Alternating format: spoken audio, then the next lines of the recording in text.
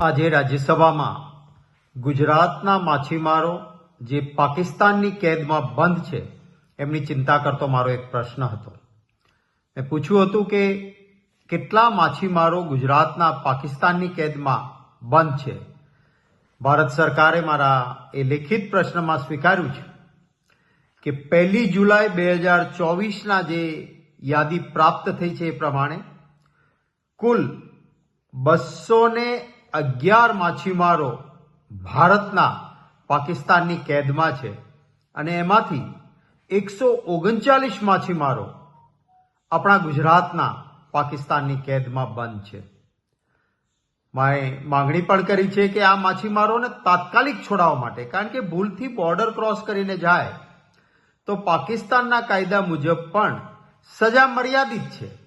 એ સજાનો period પૂરો થઈ ગયો હોવા છતાં ત્યાં કેસ ચાલતા નથી, અપીલો ચાલતી નથી. આપણી સરકારે કાઉન્સિલર એક્સેસ આપીને આ કેસોનો નિપટારો થાય એના માટે પ્રયત્ન કરવો જોઈએ. એવી પણ મેં માંગ વડાપ્રધાનશ્રી અને વિદેશ મંત્રીશ્રી પાસે કરી છે.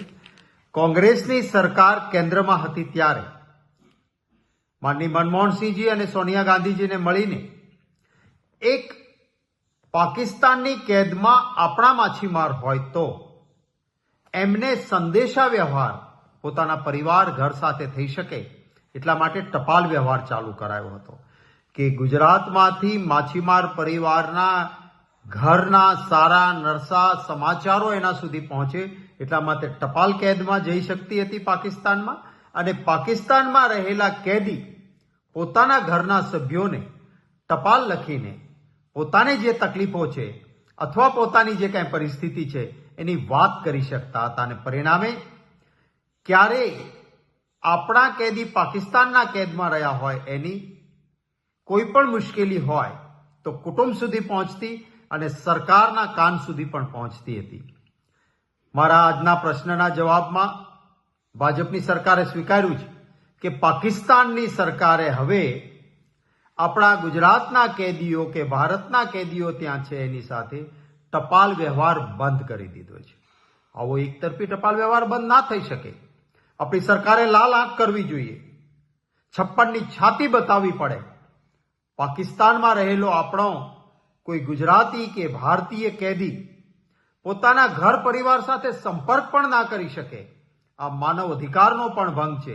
જરૂર પડે તો આંતરરાષ્ટ્રીય સ્તર પર પણ આ મુદ્દો ઉઠાવીને એકબીજા પરિવાર અને કેદી વચ્ચેનો, કારણ કે આ કોઈ આતંકવાદીઓ નથી, ભૂલથી માછીમારી કરતા સરહદ ક્રોસ કરીને ક્યારેક ન કરી હોય તો પણ પાકિસ્તાન મરીને ઉઠાવીને લઈ જાય છે.